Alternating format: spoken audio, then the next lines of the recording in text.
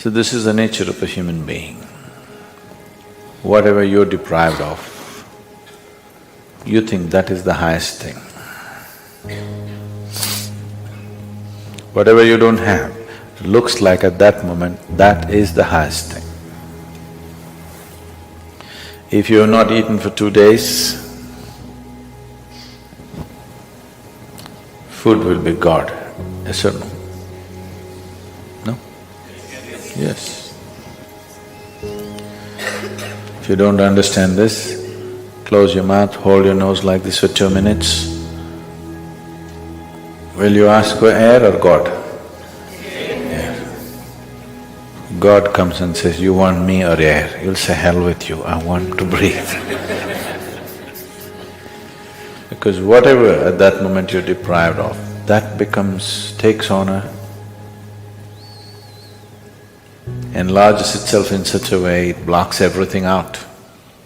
Or in other words, when you're in any state of compulsiveness, you don't see anything the way it is, it gets exaggerated. When you're in a state of compulsiveness, you don't see anything the way it is. Life will get distorted to make you think that that is it at that moment. So like this, human life passes from one compulsive state to another, never allowing yourself that little bit of space where you could see things the way they are.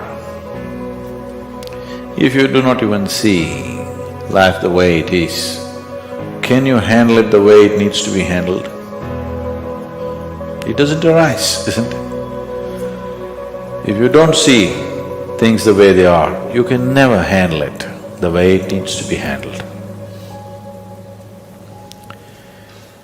Because of this, in many ways, individual human lives and whole societies have become distorted humanity.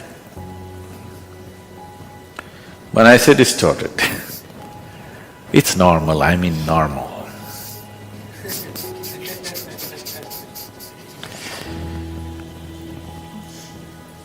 I was talking to like 14, 15-year-old kids in a school. And I couldn't believe that I was talking to about 11, 12 of them, young boys and girls. When something came up and I was just asking them what are they going to do next because they were in their 10th standard or something, they're only talking about finding a job and earning a living. I couldn't believe this because my whole life I never thought of earning a living. My dear father used to break his head, this boy has no fear in his heart, what will happen to him, what will happen to him? I said, not having fear is a problem? I thought fear is a problem. I never thought not having fear is a problem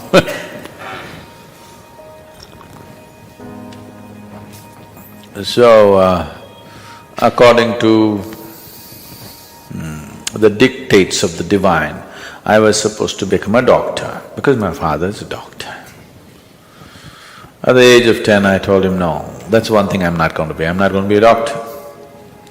But every day somebody is trying to work on me, you must become a doctor, you must become a doctor, Indian family. You must become a doctor, if you cannot… Of course, now they're all shifted to software. I was in Chicago just 8 days, just 2 days ago I came to India. So 1 week ago, 8 days ago, I was in Chicago. And an Indian person came and I asked, okay, what are you doing? What else, Sadhguru? That means he's a software engineer.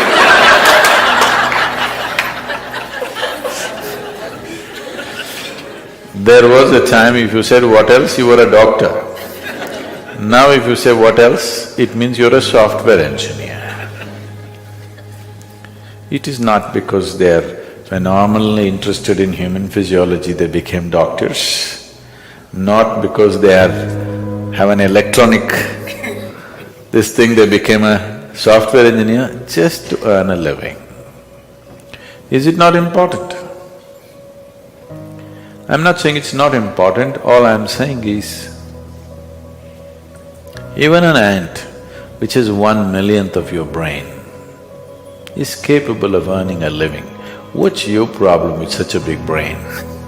Why I'm saying this is, this idea, this horribly limiting idea has been imposed into our youth that you must earn a living and that's the biggest thing. With this big brain, earning a living is actually a problem on this planet.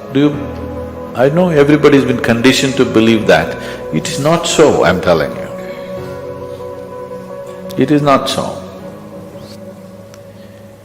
Earning a living is a petty thing for human consciousness, but unfortunately, whole humanity is investing all its energies and intelligence in just earning a living. If this one thing does not change in the world, that… I'm not saying one should not, all I'm saying is, it need not occupy the entirety of human consciousness to earn a living. If you put one little finger to work, it'll earn a living. It's capable, this is capable of that. All human genius has been smothered to death simply because everybody is thinking how to earn a living, how to earn a living, you know. The moment they can earn a living, they will sit down and become fat.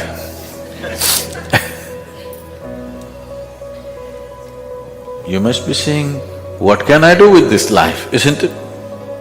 Yes, you must be saying, what is the greatest thing I can do with this life? Because one day you'll fall dead, do you know? Do you know you'll fall dead one day? So before you die, whatever is the peak possibility for this life should happen, isn't it? I earn my living, I earn my living. This is a big pride. Why don't you see every insect, every worm, every bird, every animal, every creature on this planet is earning a living? What is there to be so proud of about I earn my own living? Everybody's earning their own living, isn't it? Only human beings are making a big issue out of it. Too big an issue. When I look at it, how human intelligence has been sacrificed at the altar of earning a living is unbelievable. How many things human beings could have done, how many incredible things they could have done, but instead of that they're earning a living.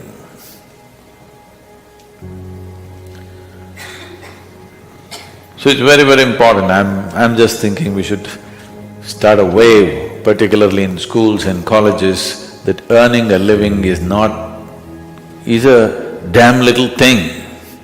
It is not the prime of your life. With one little finger you can earn a living. With this big brain, when an ant can earn its living, this big brain, should it struggle to earn a living? That has become a problem because you want to be like somebody else, isn't it? You want to be like somebody else, that enslaves you. And once you are into this chakra, nothing else is possible, it just keeps you going and going and going endlessly. If you learn to just hold it right, the whole cosmos will pour into you. So, this is engineering yourself. Does not mean engineering yourself to breathe little better, to be little more healthy, no. This is about realizing the full potential of what it means to be human.